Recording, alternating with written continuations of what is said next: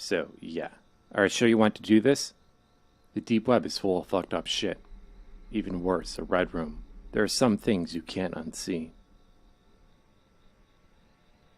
Alright, well, don't say I didn't warn you. The deep web is like a giant maze. There is no search engine. First thing, there is two main programs of which you'll be using on your search for a red room. And Notes. Anne is a web browser that allows you to access the deep web. You can't access these sites on a normal browser. Notes is, well, notes. You can use this to take notes on what you discover, so this is a pretty important tool to use. I went ahead and set your homepage on Anne to a deep wiki page to get you started. What you are looking for are 8 hidden keys on the deep web. Not all sites have them, but some do. You have to explore each page, click the links, and see what you discover. A hidden key looks like this. Each key contains an order number associated with them. This is important. Once you have found all 8 keys, you have to type out the complete key in order. This is where the notes system comes handy. You can keep track of all the keys you have found. Another tricky thing with the deep web is that some pages are only up at certain times of the night. If you look at the top right corner of your screen, you will notice a clock. Obviously, this is your current time. So if a site you visit is not up, try again a couple hours later. Next to the clock, you will notice a day count.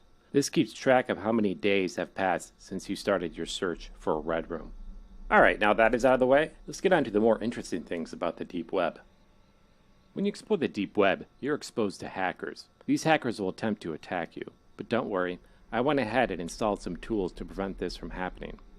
There are 3 kinds of attacks that happen to you while you browse the deep web. The first one being a denial of service attack, or better known as a DOS attack.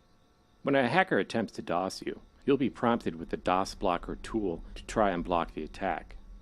You simply just have to click the action nodes in the puzzle and redirect the traffic to the exit node. This prevents the packets from flooding your system.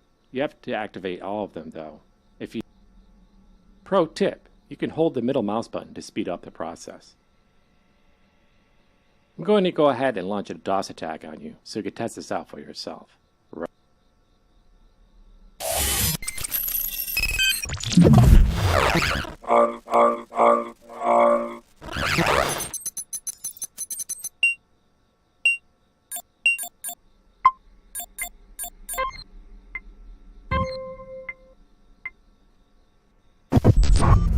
Okay, great. You nailed it. The second type of attack that can happen to you is the kernel attack. Hackers will try to corrupt your kernel and prevent you from using your system. Just like the DOS blocker tool, I went ahead and installed the kernel compiler tool for you to fix the corrupted code. With this tool, you simply just have to type what you see on the screen. Alright, now I will launch a kernel attack on you so you can test it out for yourself. Ready?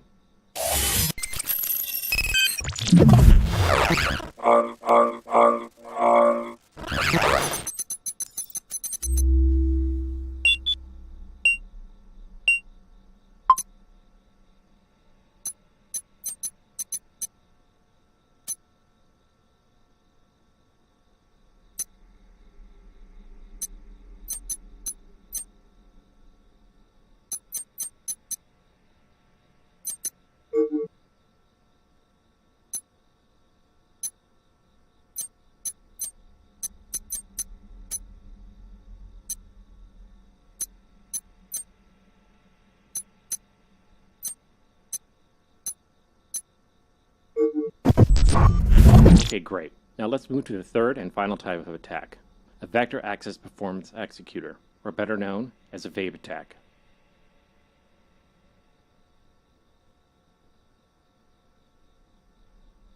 A vape attack will corrupt your memory segment blocks by rearranging them out of order.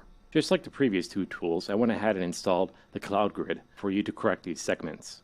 With the cloud grid, you must rearrange the memory segments so they are not horizontal or vertical from each other. A corrupted memory segment looks like this. And a correct memory segment looks like this. I'm going to go ahead and launch a vape attack on you. Ready?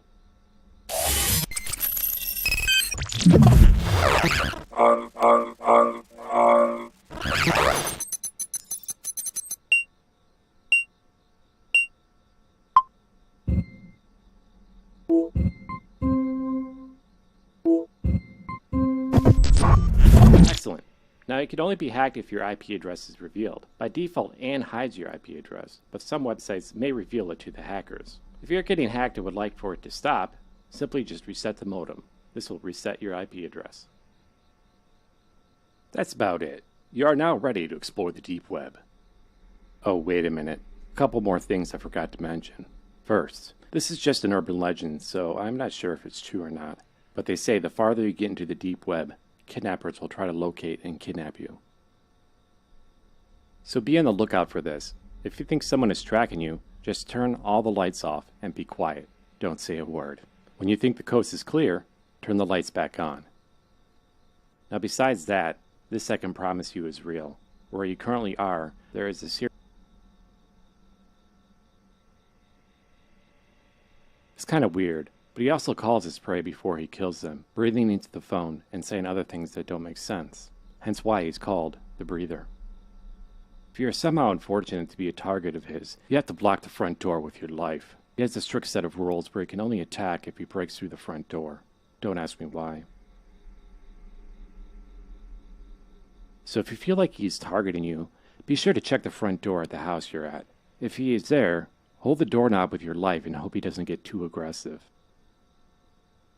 How do you check the door and turn the lights off? Well, once you zoom out of the computer mode by hitting the right click button, hit the A, S, D keys to look around you. Certain items will trigger a sub-action you can do. Well, that's it. Good luck.